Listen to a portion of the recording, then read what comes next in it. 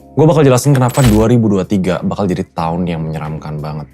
Dan kalau kalian nonton video ini sekarang, kalian bakal jadi salah satu minoritas yang bakal punya waktu buat persiapan biar kalian gak jatuh miskin di tahun depan. Sebenarnya gue bukan niatnya mau nakut-nakutin ya, tapi sebenarnya gue worried. Kebanyakan orang yang gue tanya, kiri kanan teman gue, safe to say mayoritas tuh belum ada persiapan kalau misalnya terjadi apa yang kita nggak mau harapkan di 2023. Pak Jokowi juga sempat mention di BUMN Startup Day, yang kebetulan gue waktu itu jadi pembicara juga. Beliau bilang 2023 bakal jadi tahun yang sangat gelap. Sampai di tahap hampir 20.000 orang tuh mati setiap hari karena pangan. Mereka kelaparan, dan kalau sudah sampai krisis pangan, itu sesuatu yang menurut gue harus diperhatiin banget. Again, gue bukan mau lebay, tapi gue bakal jelasin kenapa tahun depan atau beberapa tahun ke depan itu bakal jadi tahun yang gelap banget. Dan ekonomi global itu sebenarnya kayak domino, kayak lingkaran setan. Kalau misalnya satu jatuh dan yang lain nggak bisa dipertahanin, itu bakal runtuhin semuanya. Sebelum gue bahas apa yang kalian harus lakuin, kalian harus ngerti apa yang lagi terjadi di dunia sekarang. Dan gue bakal bagi ke 5 chapter besar biar kalian bener-bener ngerti seberapa seremnya situasi kita sekarang. Honestly, gue jarang di awal video gue minta kalian untuk share atau komen atau kayak kasih video ini ke teman kalian. Tapi gue se-worry itu kalau misalnya kita nggak siapin sesuatu sekarang juga, kita bakal kaget kalau misalnya seandainya apa yang nggak diinginkan terjadi di tahun depan. Dan sedihnya mayoritas yang terdampak dengan krisis ini itu orang menengah ke bawah. Di sini kalian bakal bener-bener ngerti kenapa quote orang kaya jadi lebih kaya lagi dan orang miskin jadi lebih miskin lagi. Karena when this happen, orang kaya punya persiapan. Orang kira semua ini mulai dari perang, tapi sebenarnya kalian harus ngerti chapter pertama yang memulai semua ini adalah gara-gara pandemi. Sebenarnya gue nggak perlu bahas terlalu banyak di sini. Selain untuk ngingetin kalian kenapa domino pertamanya itu terjadi pas pandemi ini. Kita rekap aja ya, pas pandemi intinya shutdown. Sebelum gue jelasin arti shutdown, kalian harus ngerti how economy works. Ekonomi dunia, bukan Indonesia doang, dunia secara global bekerja dengan ada yang namanya perputaran uang. Ini cara simpel buat gue jelasin kalian.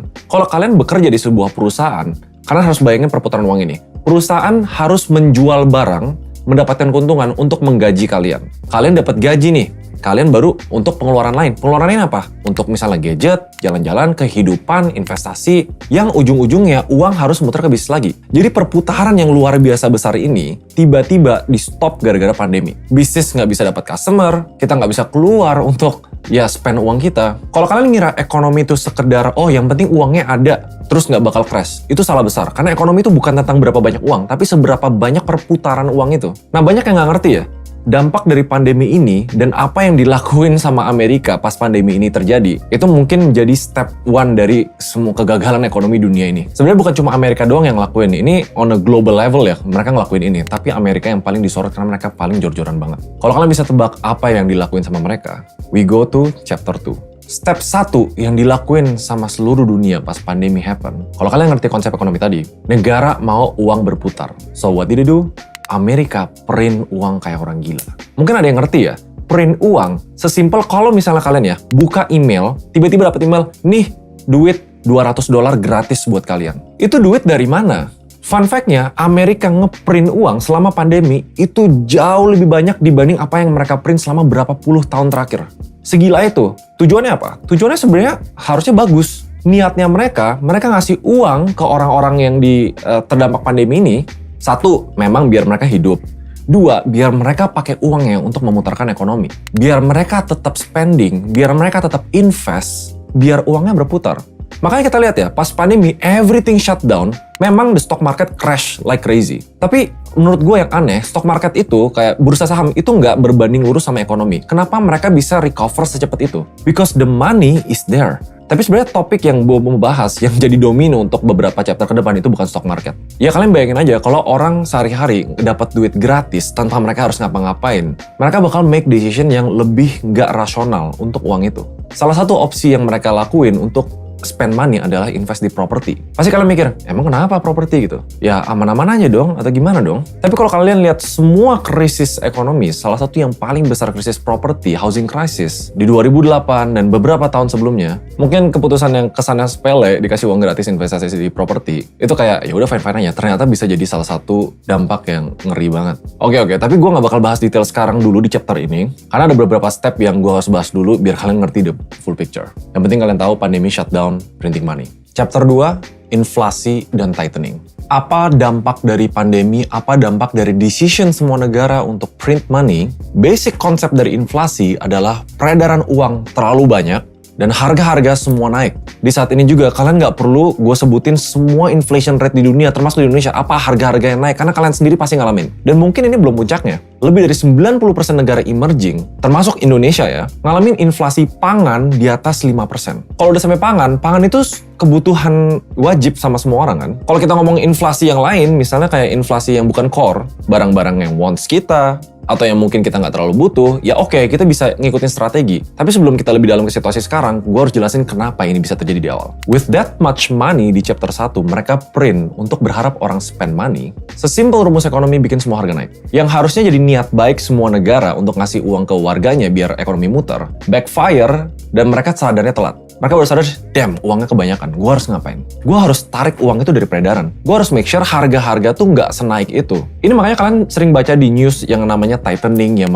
namanya naikin suku bunga. Dan itu part 2 dari chapter ini, yaitu tightening. Seluruh dunia, termasuk Indonesia, naikin yang namanya suku bunga. Surprisingly banyak nggak ngerti kenapa ini tuh impact ke inflasi kita. Teori simpelnya, kalau kalian naikin suku bunga, artinya bunga minimum dari bank yang harus disediain untuk pinjaman, mau untuk apapun itu, ya naik gitu loh. Harus ada alasan untuk orang lebih milih masukin aset mereka ke bank, ke aset-aset yang lebih pasif, dibanding mereka taruh uang mereka ke yang keluar. So itu basic konsepnya, naikin suku bunga bikin orang lebih nyimpen duit di bank dibanding mereka keluarin duit. Dengan harapan uang peredarannya makin berkurang, inflasinya bisa terjaga. Tapi ada sisi lain loh dari tightening dan naikin suku bunga ini. Kalian inget-inget ya yang gue ceritain di chapter 1 ya. Suku bunga ini dinaikin, dampaknya bukan cuma bikin orang mau pegang gitu, tapi ya pinjaman, KPR, dan yang lain-lain yang sifatnya cicilan, yang hutang. Itu semuanya ikut naik. Satu sisi bikin investor mau taruh di aset-aset itu, tapi orang-orang yang sifatnya meminjam itu juga kena dampaknya. Dan kenaikan suku bunga Amerika, Jerome Powell, the Fed ya, mereka bilang sendiri,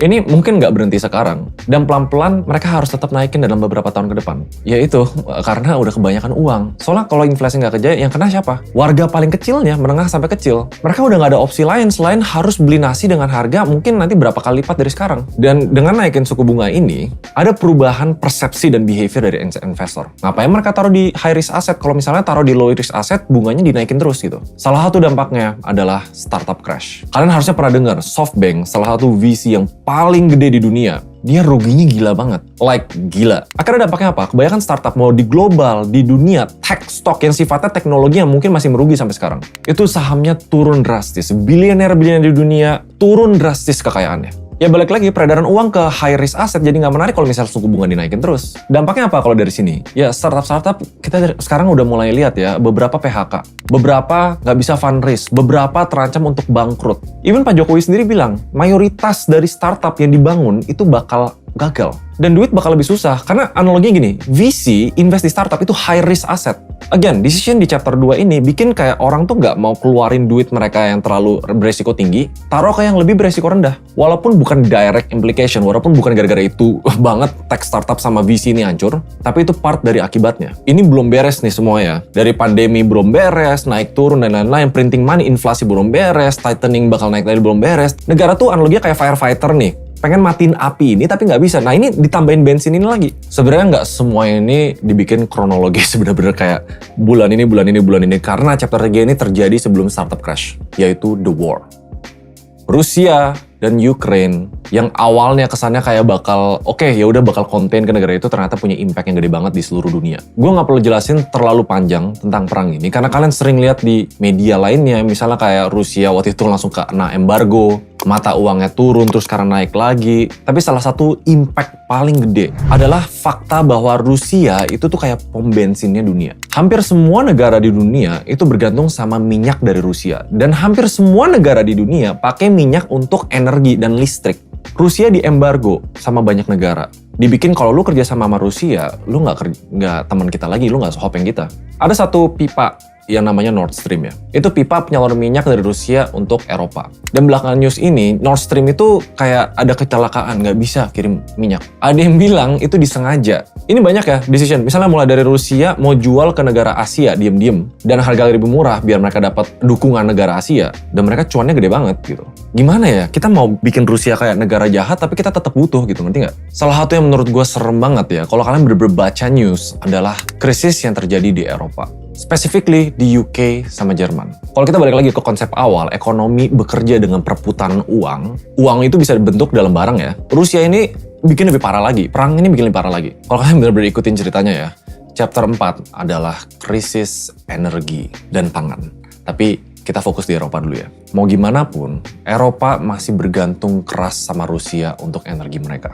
Yang bikin serem banget, kalau kalian bener-bener baca news sekarang ya, krisis di sana itu nggak sesepele yang kalian kira. Kalau udah sampai kena efek pangan, ada sampai news orang susah makan, ada sampai news naik tagihan listrik yang luar biasa gede yang bikin mereka nggak bisa keluarin duit buat yang lain. Ditambah fakta di Eropa itu mereka lagi di musim autumn, yang bentar lagi musim winter. Energi itu dibutuhin banget, pemanas dan lain-lain. Jangan lupa ya, kalau kita misalnya ngebahas di satu chapter, itu tuh compounding dari chapter-chapter sebelumnya. Karena inflasinya belum beres, karena tighteningnya makin parah, pandemi juga belum beres, jadi anggap semua cerita yang ditambahin yang gue cerita dari awal sampai akhir, itu tuh kayak numpuk, bukan artinya udah beres terus selesai ke cerita lain. Krisis energi yang terjadi di Eropa, itu tuh masalahnya bakal berdampak ke hampir semua negara ya. Nggak ada negara di dunia ini yang kayak, oke, Eropa doang, Rusia doang, US doang gitu. Sesimpel kenapa kita bahas US dari awal, karena US itu ekonomi salah satu yang terkuat di dunia. Dan emerging country kayak di Asia, Indonesia, itu tuh selalu bakal ngikutin. Walaupun belum tentu dampak langsung. Nah, tapi chapter 4 ini sebenarnya kita lebih ngomongin ke implikasi global terhadap Eropa sendiri ya. Walaupun ada beberapa ya, kalau misalnya simple Indonesia harga BBM semua naik. Pertamina bikin statement bahwa mereka harus kompetitif. Jadi mereka naikin harganya, subsidi negara juga dikurangin. Kalian tau nggak? Harusnya tuh kalian bayar BBM jauh lebih mahal daripada sekarang tuh udah dari kapan. Tapi Indonesia terus subsidi sampai APBN-nya bengkak, baru sekarang kayak mulai dikurangin. Cuma sebenarnya kayak gini ya, kalau kalian ngerasa sekarang udah parah, dari semua ekonomis di dunia, banyak yang bilang sebenarnya ujungnya bukan di sini. Bukan di inflasi BBM, bukan di inflasi mana, bukan di crash market stock, bukan di crash market mana, karena itu tuh cuma implikasinya. Menurut gue, yang ujung-ujungnya bakal bikin ini serem di tahun ini sama 2023 adalah krisis yang paling terakhir. Yang semua orang bilang puncak dari sebuah resesi, kalau misalnya market ini crash, yaitu the housing crash. Chapter terakhir yang menurut gue bakal jadi endgame, dan gue jelasin secara simpel kenapa housing crisis will be the endgame of the global economy. Kita nggak usah muluk-muluk ngomongin tentang prediksi masa depan, kita ngomongnya masa lalu dulu. Karena harus tahu kasusnya Evergrande. Dia itu salah satu real estate atau property developer terbesar di Cina. Bener-bener gede banget. Tapi mereka punya utang yang luar biasa gede juga, 300 miliar dolar utangnya. Ada yang bilang itu kayak skema Ponzi. Mereka tuh utangnya segede gitu dan mereka pakai uang investor baru buat nutupin investor lama, buat nutupin investor baru. Itu kan Ponzi kan sifatnya kayak gitu. Akhirnya di saat mereka collapse, penurunan dari penjualan properti di Cina itu tajam banget. Krisisnya tuh bukan cuma krisis properti ya. Banyak analis bilang ini namanya krisis confidence. Orang jadi nggak percaya lagi di properti. Dan kalau segede itu terjadi di Cina, mereka pusat dari segitu banyak manufacturing untuk seluruh dunia, impact-nya adalah confidence ke seluruh dunia. Sebelum gue lebih lanjut, gue jelasin kenapa housing itu puncaknya. Kalian pikir-pikir deh, apa aset investasi terbesar seumur hidup kalian atau seumur hidup mayoritas orang di dunia yang mereka willing untuk taruh uang mereka? Ya rumah, properti. Ada yang KPR sampai 20 tahun, ada yang sampai 30 tahun. It's gonna be the biggest investment of their life. Dan if the housing market crash, artinya orang nggak bisa membayar KPR misalnya. Harga turun drastis, bunga naik. Kasus di krisis 2008 sampai orang harus keluarin life saving mereka, keluarin kolateral mereka. Kolateral tuh analoginya kayak lu punya sesuatu yang bisa dijamin kalau misalnya nggak bisa membayar KPR. Orang kehilangan semuanya karena mereka memang itu hutang terbesar di dalam hidup mereka. Ingat nggak yang gue bilang di chapter 1, pas printing money gila-gilaan, salah satu aset spekulatif yang mereka invest adalah properti. Kenapa jadi spekulatif? Karena uang itu gratis. Kesannya kayak semua middle class dan lower class yang invest di properti, oh ya udah itu aman dan selanjutnya bakal aman terus. Tapi emang uang gratis itu selamanya? Emang selama mereka KPR 20 tahun, 30 tahun, mereka bakal dikasih uang gratis terus buat lunasin rumahnya? Terus pas uang itu di printing, emangnya tightening udah terjadi? Emangnya suku bunga dinaikin pas mereka dikasih uang gratis pas mereka pertama mau beli rumah itu? So banyak yang bilang US itu bakal nyusul soal housing crisis ini. Yaitu amit-amitnya bakal banyak banget orang yang kayak banyak kehilangan semua aset dia cuma untuk make sure KPR mereka bisa terbayar. Kalau enggak ya mereka kehilangan rumah mereka. Ini menurut gue salah satu chapter yang paling serem. Because with the global economy, orang lose their jobs, okay. They will lose their savings, dana darurat kepake, okay. Tapi when they lose their homes, mereka kehilangan rumah mereka, ya kalian bayangin gak sih kayak gak ada tempat untuk kalian bisa tinggal gitu. Kalau kalian bilang gue lebay, kalau kalian bilang kayak ini gak mungkin terjadi, gue lebih bagus prepare for the worst daripada kalian gak prepare sama sekali. Implikasi dari semua lingkaran setan ekonomi ini adalah kalau kita warga dunia secara kolektif nggak make smart financial decisions, kita yang sendiri yang kena. Dan apa yang terjadi kalau misalnya krisis perumahan terjadi, yang semua orang beli rumah ya, yang bikin harga rumah naik, terus tiba-tiba semua orang nggak bisa bayar rumahnya, terus tiba-tiba harga rumah anjlok, siapa yang ngambil rumah itu? Orang kaya. Kelas menengah sama kelas bawah bakal kehilangan segalanya, dibanding orang kaya tuh bakal lebih kaya lagi. Kenapa? Mereka bakal beli harga rumah itu dengan diskon. Mereka bakal beli semua aset-aset, mau saham, mau kripto, yang orang mau nggak mau harus cut loss demi hidup mereka.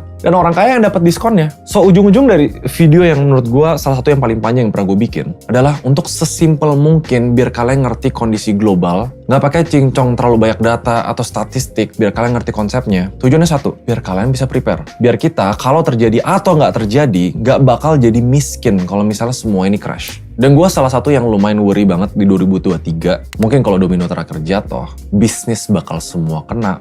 Semua per aset bakal kena, jobs will be lost, orang bakal banyak banget struggling. Untuk nge-wrap up video ini, dan posisi Indonesia di mana? Kalian yang nonton video ini pasti banyak kan tinggal di Indonesia. The very good news out of this is sebenarnya Indonesia salah satu negara yang paling resilient dibanding negara lain. Kalian lihat mata uang dolar sekarang. Kesana kayak dolar naik banget, 15.300 per gue syuting video ini. Tapi kalau dibandingin sama negara lain, Indonesia salah satu yang paling resilient. Naikin suku bunga, gue juga kaget naik gitu, tapi naiknya nggak gede-gede banget. Inflasi, core inflation, dan pertumbuhan ekonomi, Indonesia salah satu yang kuat. Tapi jangan jadiin kayak, oh Indonesia nggak bakal kena. Alasan untuk kalian, ya udah deh, gue nggak usah siapin dana darurat. Ya udah, gue nggak usah kayak hemat-hemat. Gue nggak usah jaga-jaga punya side hustle. Itu menurut gue bakal jadi kesalahan terbesar di hidup kalian. Ada pepatah, mendingan lu latihan mati-matian siap-siap jadi warrior yang ujung-ujungnya di tengah garden, dibanding lu jadi gardener di tengah-tengah perang. Awal gue mau kasih kayak tips apa yang harus gue lakuin di video ini. Dan titik terangnya bukan cuma defense, bukan cuma gimana cara nggak miskin, tapi gimana cara jadi kaya di 2023. Biar lebih concise isinya, biar lebih banyak materi yang bisa dibawain, kayaknya gue bakal decide untuk bikin di video selanjutnya. Tapi kalau kalian nonton video ini, at least kalian tahu apa yang harus diperhatiin, apa yang mungkin terjadi. Tapi again, gue sebagai pengamat ekonomi dunia, I'm not an economist. Kalau misalnya kalian ngerasa gue ada yang salah, atau gue salah jelasin konsep-konsep ekonomi, kalian tulis aja di bawah. Tapi it's a very clear message buat teman-teman. You guys really need to prepare sih. I guess I'll see you guys in the next video.